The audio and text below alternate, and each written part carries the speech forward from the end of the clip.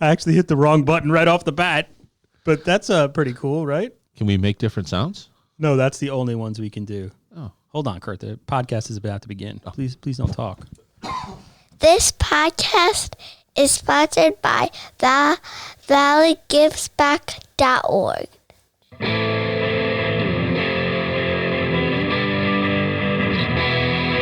For hundreds of years we've brought you the news. Printed the info, we gave you the clues. Owners' profits were always sky high. Changing market now threatens our lives. Post-literation, critical reading, dumbed down nation, signs of inbreeding. TV sucking ideas from our head. Public discourse just about dead. We'll ride the dinosaur. Should we just sit in silence, Kurt, for the rest of this podcast and listen to the bad slugs? I think that would be exceptional. Hey, everybody. My name is Eugene Driscoll. Welcome to Navel Gazing, the Valley Indie Podcast. I am recording this here episode live, because we're not dead, No? from Seymour Town Hall in the office of First Selectman Kurt Miller, who's making his monthly appearance on the show. Welcome back, Mr. Miller. Always a pleasure to be here, especially with all this new technology. Yeah, This is special. I have this thing called a Rode Procaster. It's a podcast machine for idiots. In other words, it was specifically designed for me. I've already made one mistake. The harp music you heard at the beginning of the podcast wasn't supposed to happen. But before we begin, Mr. Miller, let's play a message from our sponsor, valleygivesback.org. Hopefully this is the right button. Name a Valley nonprofit in your estate plan and create a legacy that tells future generations what mattered to you. With a planned gift, you have the power to impact the Valley forever without affecting your current lifestyle. Your actions will inspire others to make a difference in their own way. Remember the Valley. Ask your accountant, financial planner, or attorney about planned giving options. Plan now, give later, impact tomorrow. Learn more at valleygivesback.org. Yeah, so that was my wife's voice. Not as good as you, by the way. Wow, Miller. You have the Jeez. nice dramatic pauses and everything. When I tried to read that one time, it was a little hard. Yeah, I actually did press the wrong button because my recording is over here. But for those of you who can only Love you, listen, local nonprofits. And Bill. Anyway, I just wanted to prove to you that I had it. the look of horror on Eugene's face as he pushed the button because he was not sure what was going to happen was priceless. And I have it here in front of me. It's just hard for me to do three things at once because this is all new. I should have known I was pressing the wrong button. But anyway, thank you, Valley Indie. Can we Or Facebook not Valley, Live this? Thank you, Valley Indie. So people can actually see this going on? Well, you're getting way ahead of me. There is a way to do that. I mean, you can, if you have your phone, you could do it. But there is a way you can use this audio and hook it up to your blah, blah, blah. But you know what? I'm a nonprofit. I'm a one-person nonprofit. They don't pay me enough to figure all that stuff out. But I do like the idea of the live phone calls at some point down the road. That'd be fun. That is definitely something we can do with ease is now accept phone calls. The only downside is that I'm giving out my cell phone number to everybody and their brother in the Valley. And I got enough problems on my Facebook page fighting with people. So, yeah, that was Valley Gives Back, who sponsors this podcast, not Valley Indie, because this is a publication of the Valley Indie, or a podcast of the Valley Indie. But anyway, all right. So a couple of weeks ago, it was a month ago. It seems like it was 2 weeks ago, but you were on and you took reader questions from people on Facebook, and it was a great episode. And yeah, we did get more downloads and views than Rick Dunn. I didn't want to say anything because New Haven Independent is my employer, and I don't want to step on them, in public. But they don't listen to this, so I will tell you, yeah, we blew Dunn and the New Haven people away. But so I thought for this episode, I had a couple of questions that people didn't ask a month ago that I thought I would just throw your way. And the first one, I keep seeing it on various, like the message boards in Seymour, on Facebook, and it came up at a couple of your meetings of the Board of Selectmen, is this Oak Ridge, which I believe was a country band from the 80s, right? The Oak Ridge Boys, yes. Yeah. So when did the Oak Ridge Boys come to Seymour, and what's the story there? About a year ago or so, they came off tour. And Thanks for the press release. Not a problem. They needed something to do, so we put them. No, Winters Brothers, who was our garbage provider at the time, they had a change of ownership groups. So this is the new group Okay. that took over. So it's for us, it's still the same people. So all of our contacts that we have are exactly the same. But it's just has there new been names. issues of like picking up garbage, or it's just I keep seeing it pop up, but I don't know the context of it. Yeah, some people are upset that they start a little too early. Some people think they're not gentle enough with the cans. Some people think that they don't pick up. If stuff spills out, they don't get out of the truck to pick that up. Oh, sure. So our Public Works Board and our Public Works Director have met with them several times now. We think things are definitely getting better. We find them very responsive. So for any resident out there, if anything comes up like that, go on to the website and report it. Town of Seymour website. Yep, Okay, gotcha. SeymourCT.org. Report it. That comes directly into my office. We reach out directly to them right away, and it'll be taken care of very quickly. Are they working on a theme song for Seymour or anything like that? Since they have that, It's up in the air still. I mean, you don't know what they're going to do. These are total dad jokes, right? Yeah, they are. Yeah, All right. But you're a dad, so it's okay. Yeah. I've realized like in the last 2 weeks I'm not edgy or funny. I just tell dad jokes. Well, that's what happens when you get old. Yeah. Wait till you're 50. You got a ways to go still, but when 4 you get years. there, it's ugly. And I'm already there physically. I'm like 75. I'm in Kurt Miller's office, and behind me are 2 computer screens. It's a really fancy setup, and he just gets messages left and right. Can we just read your emails at the end of the? Oh yeah, hold on. So these are There's That's my your schedule. calendar. I'm talking about the other stuff. Oh no, that's what are you joining? The membership? Is that the Skull and Bones or something like that? A secret society with you and Mayor Loretti? We don't talk about that. But this is the public. This is my town email right here. This is my personal email. The other one was my personal email. But as you could see, always up, Eugene. There it is, the Town of Seymour budget. Bond ratings. And actually this week, Oh, I'd love to talk about it. you were down, or I assume you were down, or maybe it was a telephone call. I don't know. But you talked to ratings agencies, We correct? went Wednesday. We went to Boston. Did you see that article that Hearst did, their columnist, maybe he's not a columnist, but Dan Haar, who was the business editor at the Current for a Yes. long time, and now he's with Hearst. He had, I thought, a really accessible, enlightening article on bond ratings and what they And mean. fund balance and things. Yep. Right, and about, what part of it was about how Shelton's went down to 0, and it wasn't specifically local, but it seems like the trend everywhere in the state is that towns have been downgraded, even towns that are thought of as financial powerhouses and economically successful, such as the city of Shelton, certainly the economic capital, at least of Yep. Oh, absolutely. of the valley. So how are things with Seymour? Are you still managing to how did the discussions go? Do you think you'll maintain a rating? Is there any indication you might get knocked in any way? Or I think we're going to maintain our AA+ status. It was a challenging. We were with them for about an hour and a half of back and forth. There is a lot of pressure on Connecticut municipalities with everything that's going on with the state of Connecticut, with the economy.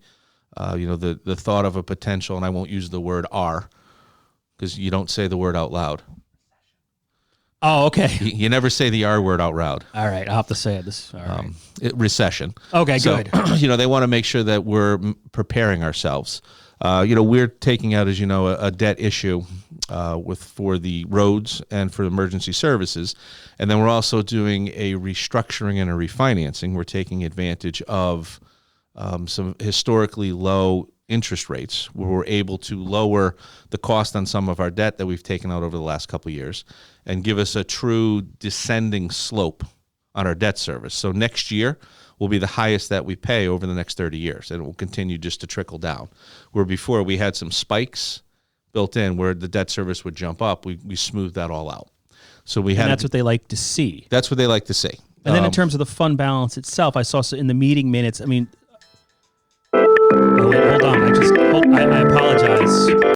Oh yeah, I'm sorry. I'm sorry. I'm sorry, sir. We couldn't hear you. My name is Eugene Driscoll. You can be heard now. I'm the editor, reporter, and guy who takes out the garbage at valleyindy.org. You're actually on our podcast. Is it okay if we put you on the air, sir?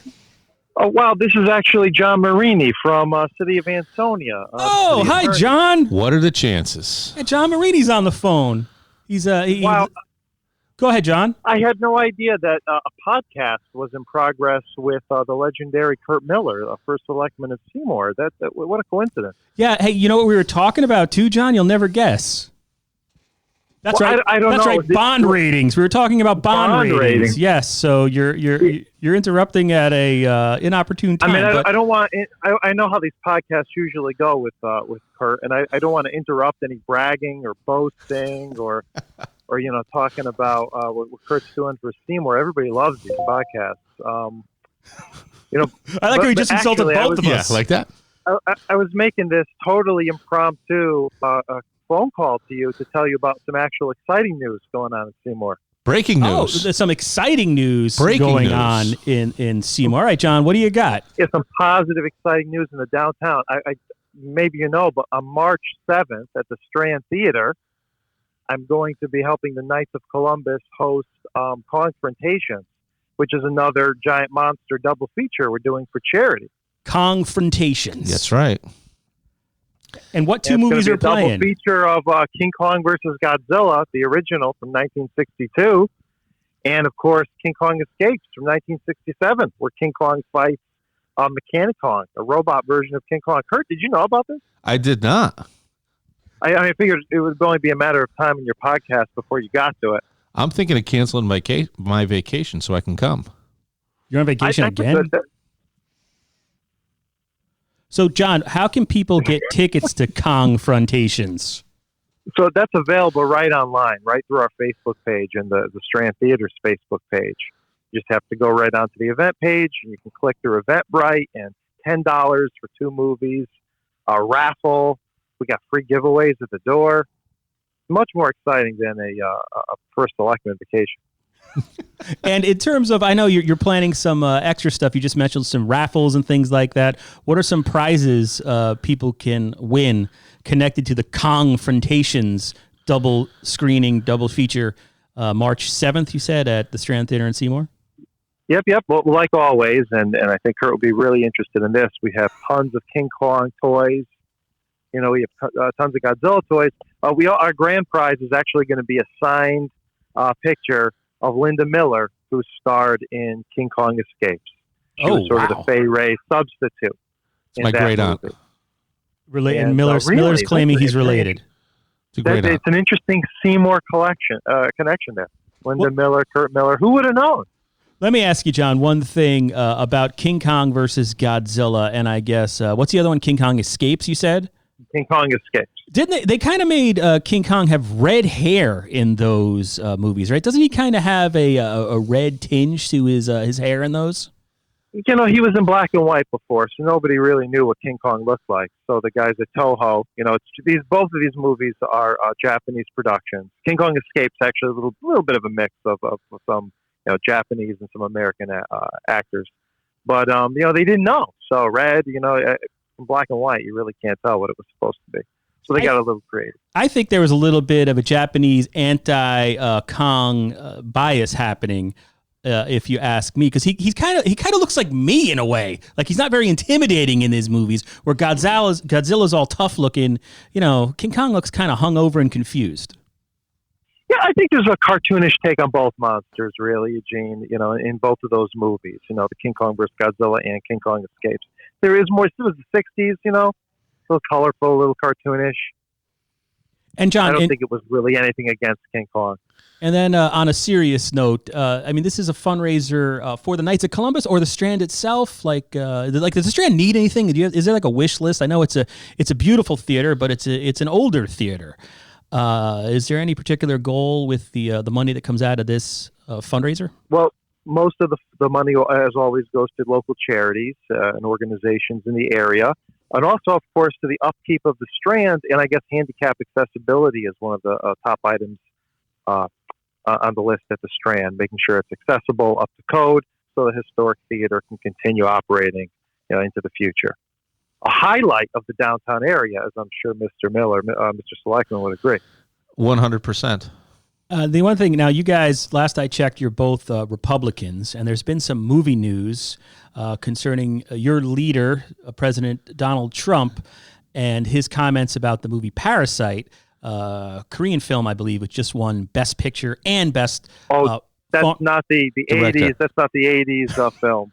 Right, not Yeah. the 3D not 80s the. film with Demi Moore, right? That was with Demi Moore. That's right, Yes. with Demi. I have that on VHS. That's a great movie. I Not love that movie. Yeah, and I think So Trump's this is okay. another. I don't know. I don't really know of any other version of that movie. I think Trump's okay with that version.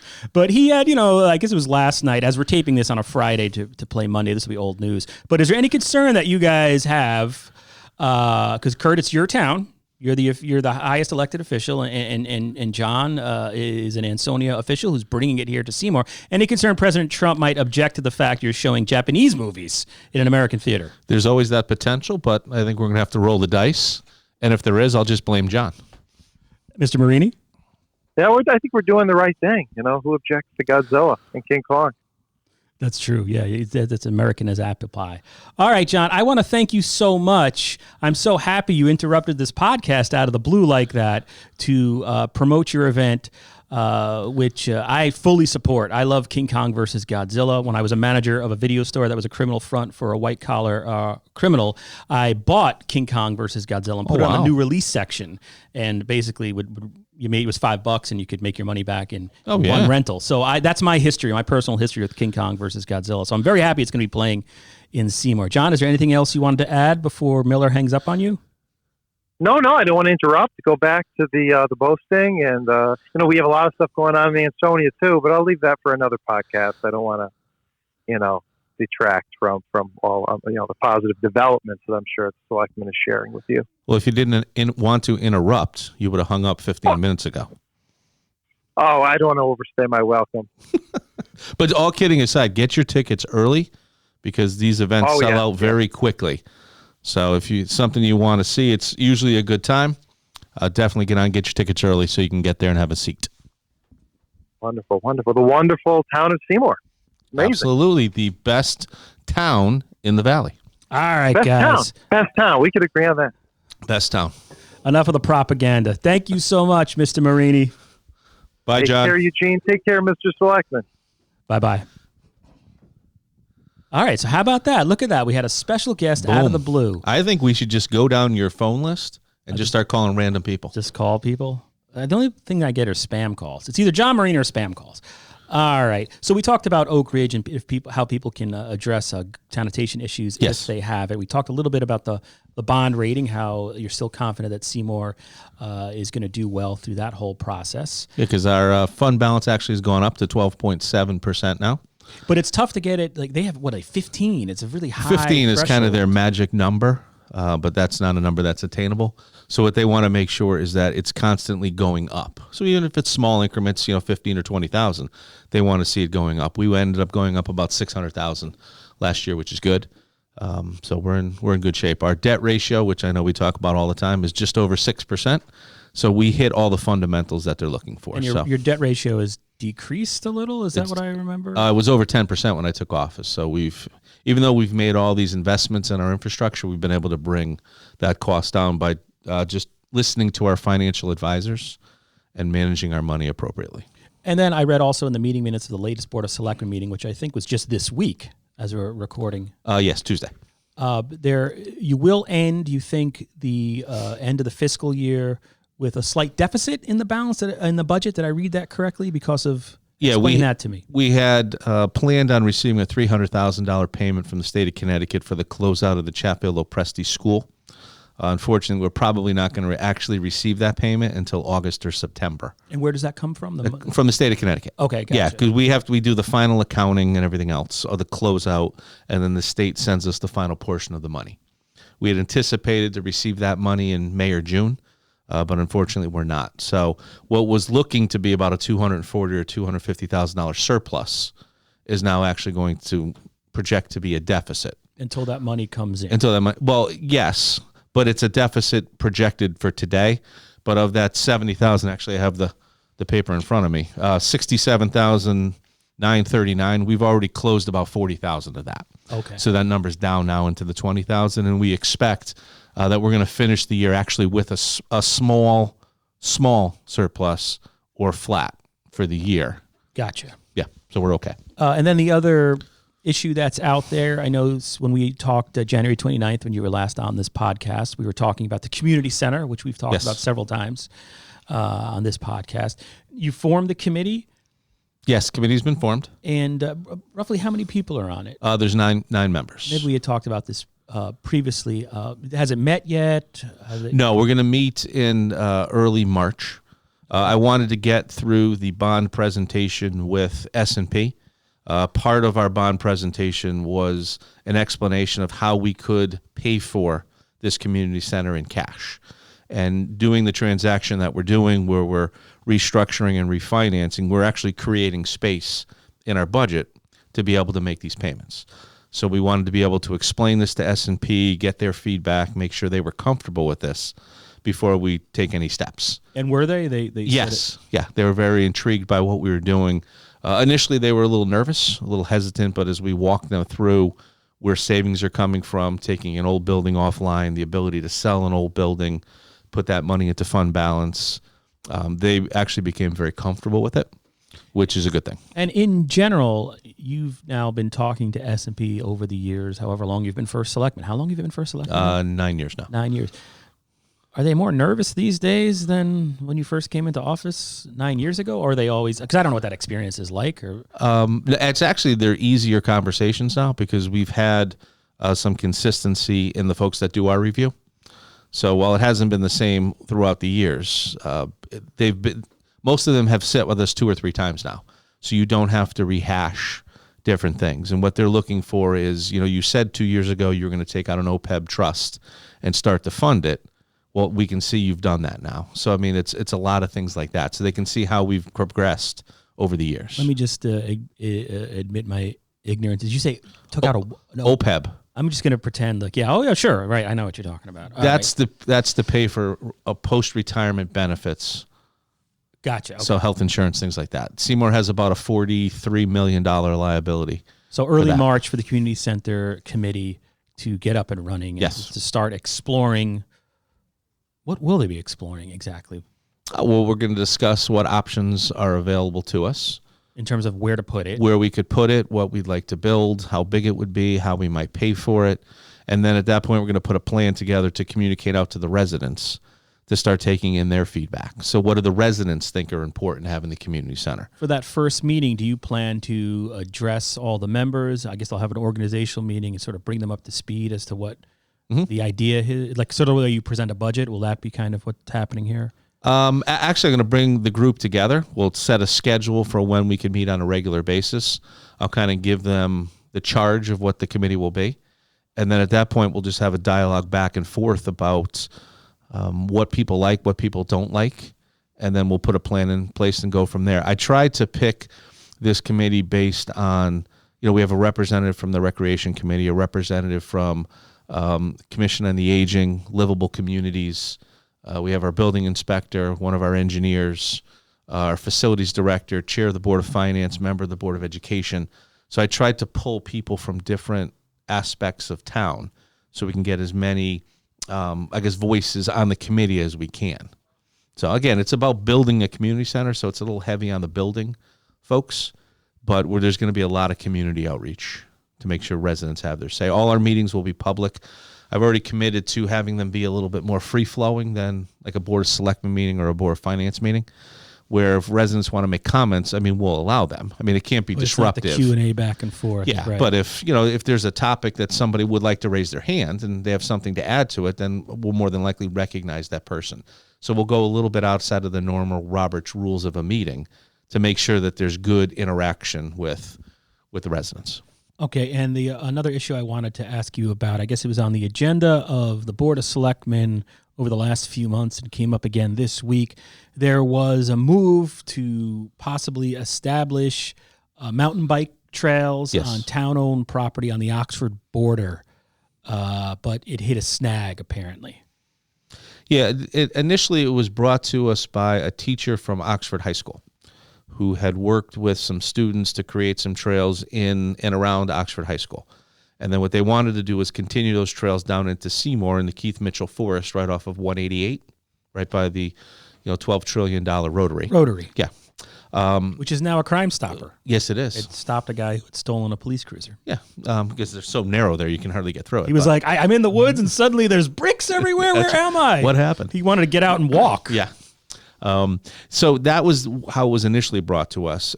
We had some interest in it, and then that gentleman came back and he brought NIMBA, which is the New England Mountain Bike Association, with him. We had some additional conversations. Everyone was on board with building the trails. They thought it was a great idea. NIMBA had, I guess, led us to believe that they would provide insurance coverage, or name Seymour as an additional insured on their policy if, God forbid, something happened. That ended up not being the case, so Seymour would have the full liability for these trails. So we spoke with our insurance folks. We had our town council look at it, and the board decided it was not something we want to move forward with and because your of town the council exposure. is Richard Paterla. Here's a clip from Mr. Paterla. Public and private, that they would provide insurance and name the town as an additional insured. The snag is that they came forward a couple months back, I guess.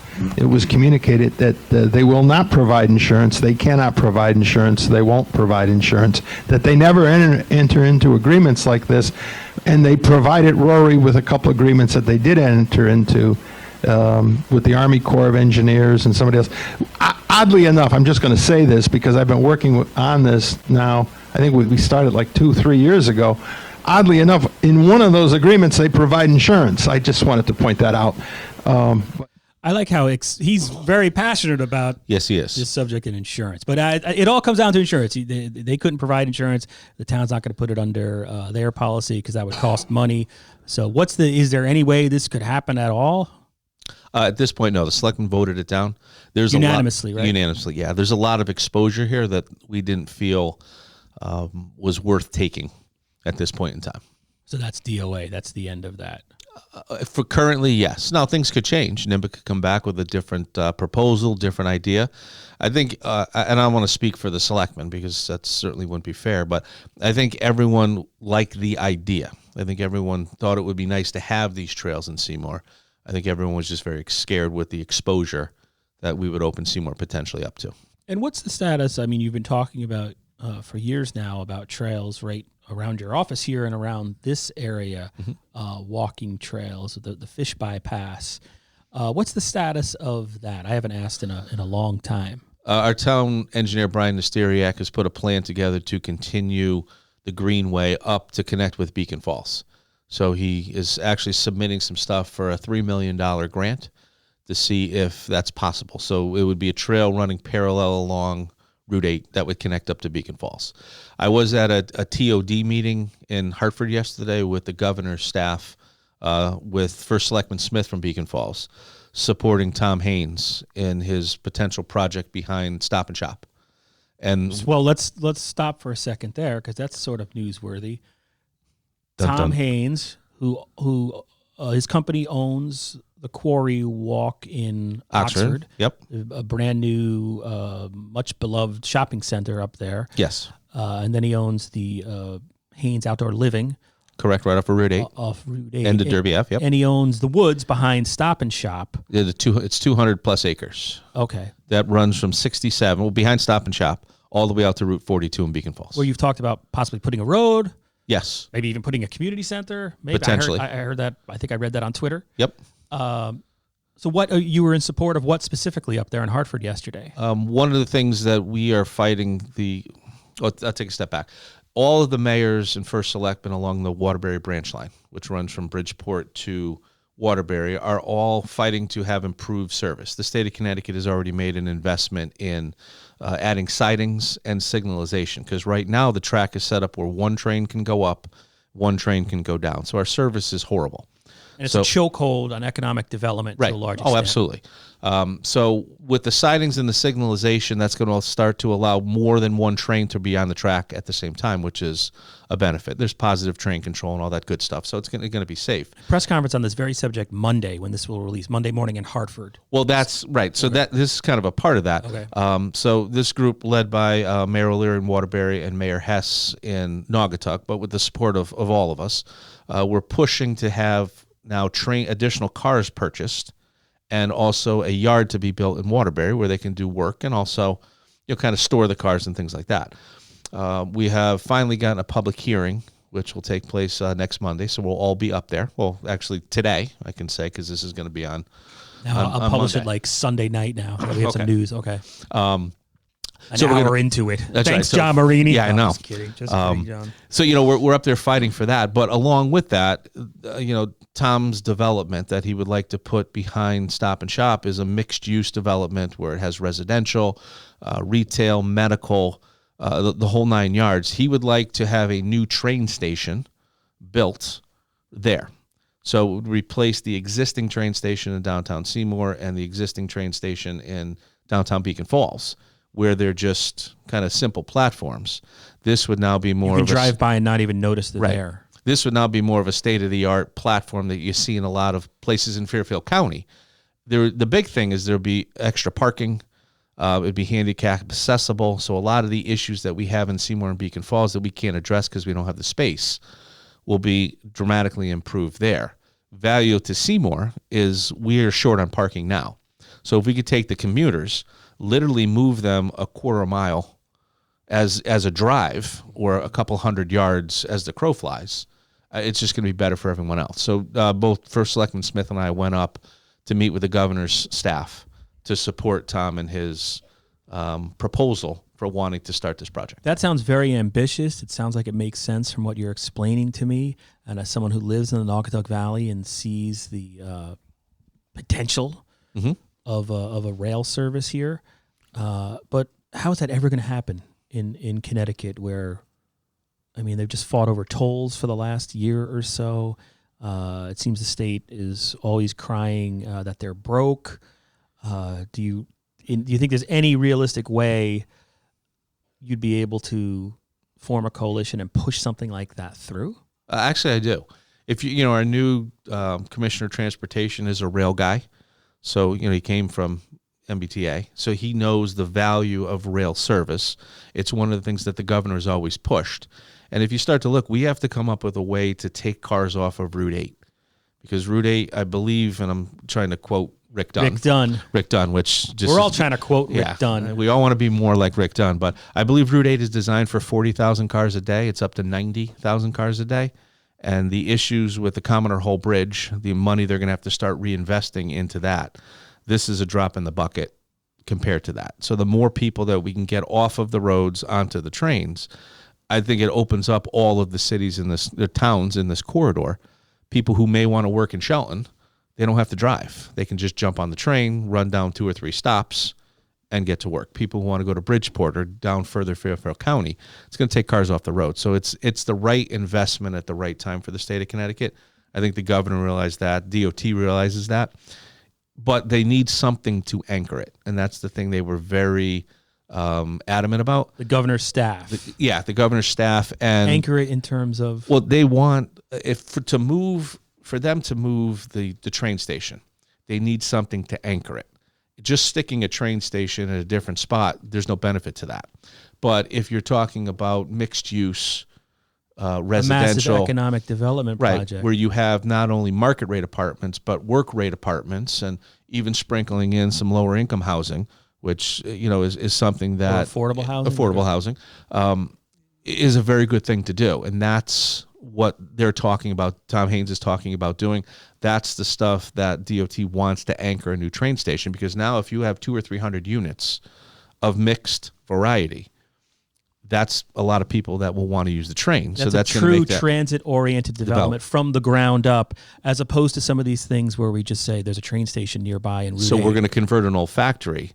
That's TOD, but this is a blank slate. And that's the thing that Tom kept saying over and over again, is this is a blank slate, so we can build essentially anything that you want. So he wants to partner with the state of Connecticut. So if you want something, tell us, because we could build that into the plan and make sure that it's there. Jerry, First Selectman Smith, has some experience in his previous life. He worked in managing some real estate that had some of this mixed use to it, where it had the workforce housing, where it had the market rate housing, where it had affordable housing, and how you would have somebody down in Stamford that might be paying $2,500 for a 1-bedroom, and right next to it was somebody that was in the affordable category that was paying $800 or $900, and no one could tell the difference because it was not about, pushing the affordable housing folks like off into a corner and, giving them that stigma. It's about mixing them in with everyone else. No one knows the difference and just the value that it brings. So it was very interesting. I learned a lot. So are you going to, will that be brought up, I believe Monday or today as this is being released, the transportation transportation committee of the legislature is holding a public hearing? Is that right? Yeah, the public hearings in front of the Transportation Committee. This is simply about a bill that was put in by the Waterbury Branch Line Caucus, which is all of the senators and representatives that represent the towns from Shelton, essentially all the way up to Torrington. So they're all involved in this caucus. Oh, here it is. Waterbury Rail Line Caucus press conference, Monday, February 24th, 11 a.m., in hearing room 1E. The hearing will include raised bill SB 155, an act concerning rail infrastructure improvement. But so will the Haynes project be specifically mentioned, or is that sort of the backdrop on that's this? That's just backdrop. Wow. That's not a part of this. That's a huge story, Kurt Miller. You've been holding out 36 minutes into this podcast. Well, wow. If Marini didn't take up 27 minutes of it, we could have got to that right from your jump. bond rating stuff first. Always get through the bond rating stuff. Yeah, well, that's fascinating. So we'll see what happens there. That's a game changer for Seymour and for Beacon Falls. I'm going to have to go to Hartford Monday. Yeah. Can you pick up my kids at school at 3 o'clock? Kind of be there too. Oh, all right. Well, somebody's got to stand behind Pete Hess and Neil O'Leary and look intimidating. So, what I like is the Naugatuck Event Center. I like that. That's a cool little venue. I went to the CT Horror Fest there. All right, so you have a charity event coming up, or it might be really early on this, but you're walking for 22 hours straight. Yes. What is it? Explain to me. Mission 22, which is for to help prevent veteran suicide.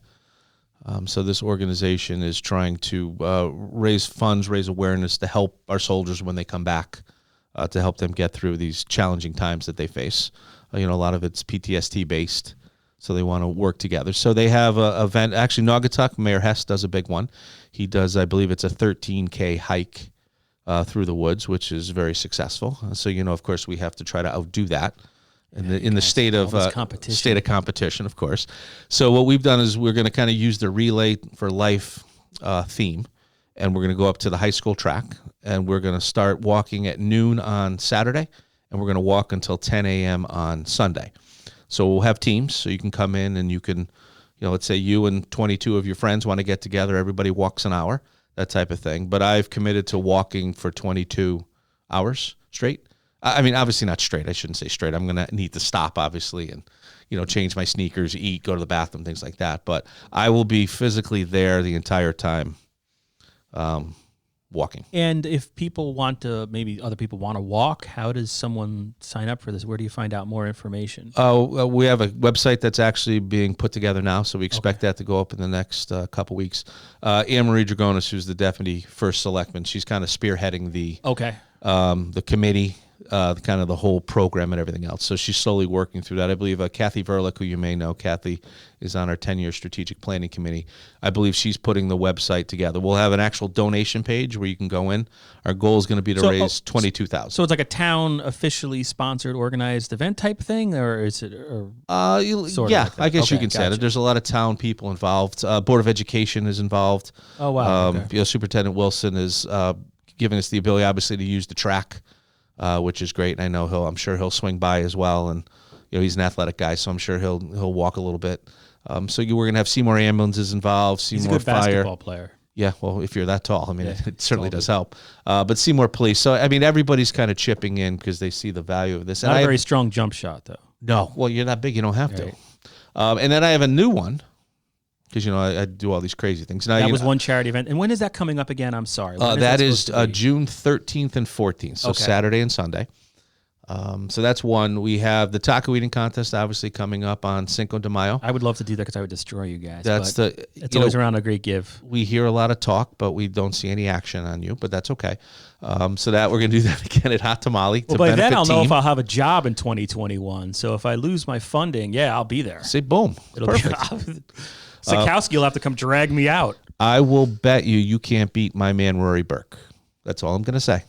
Kurt, look at me. Look at him. It's the tall, skinny ones you got to look out for. So that's event 2. The newest one now, and I'd like to thank my dear friend David Morgan of Team Incorporated. Team Inc. For somehow getting me roped into Dancing with the Stars to benefit Adams House in Shelton.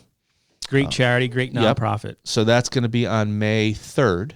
So we have our kind of the kickoff event is next week. We're going to meet our dancers. And, as I explained to the folks at Adams House, I am without a doubt the worst dancer that's ever walked the earth, and this is not going to end well. But so as and you know, they videotape this from what I they understand. videotape this. Good. And you listen, High write Bar. this I guess down. Morgan went out last year and just killed it. He did some hip hop thing, and they said it was just fantastic. So I have that to live up to.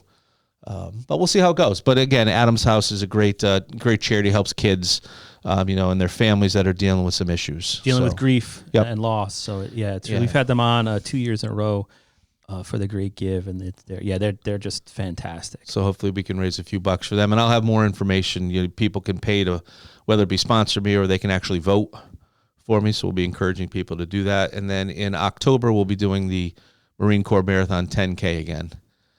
This time I'm going to actually train and try not to suffer. Wow, there's a lot going on there, First Selectman Miller. Well, I realize that the dumber the thing I do, the more people are willing to donate to help the cause. And the second I'm not the first selectman anymore, no one's going to care about me doing these things. So I might as well strike while So you the got to iron's milk hot. the dollars for charity while you can. Best I can, yeah. And these are, 4 great, Mission 22, Team, Adams House, and Seymour Pinker, 4 great Valley charities that certainly deserve as much support as we can give them. All right, sir. Well, I want to thank you for putting up with me for, 40 minutes here in your office. This is fun. We had some technical mishaps, but everything overall wasn't bad, right? You can see where this is going. And it was great where the phone call came in. We were actually able to try that out to see what it's like. It worked. Yeah, the audio was a little sketchy. It wasn't perfect. I think that was just John's voice that's a little sketchy. Could have been. And not for nothing, right. does John Marini not have the most perfect hair ever? He does. It's always perfectly done. And years ago, I did a story about who I would cast if there was a Valley movie, who would play who. And I think I chose Jose Canseco to play John Marino just for the hair. Yeah. Because he it's does perfect. the man has perfect hair. I'm jealous. As a man who spends a lot of time on his hair every morning, I appreciate what John does. And for anybody who doesn't, Kurt has a crew cut. Yeah. Essentially. I notice now my hair. The texture is all gone. It's bizarre. Aging is just weird. It's gonna start falling out. It's like I can feel it. It's lifeless. I don't care. But it's just interesting the way to witness your body fall apart. Well, that's why I shave my head. I just don't fight it anymore. It's not even worth the effort. And after 25 years, my wife's kind of stuck with me. Well, that's why I'm like, I don't care. That's why, whenever I go to the barber or something like that, I'm like, I don't care, just whatever. Yeah. If we make a mistake, we'll make it together. Who do I got to impress? I'm Kathy Bates in Misery. I'm not winning any beauty pride. Well, don't you love that question? Right. First off, I take my glasses off when I get my hair cut. And then the girl will finish, and she's like, how's it look? I'm like, A, I can't see. And B, it's pretty hard to screw this up. There's not much of it, so... All right, so for Mr. Kurt Miller and the entire citizenry of Seymour, this is... the best town in the Valley. This is Eugene Driscoll. I neither can confirm nor deny. We're the only town in the Valley. You can say that without getting yourself in trouble. Oh, that's right. Yeah, unless you don't count Oxford, and I don't. Seymour, Derby, Shelton, and Sonia. The cities. We'll see you next time on Navel Gazing. Here are the Bad Slugs, by the way. Thank you to the Bad Slugs for letting me use their music. For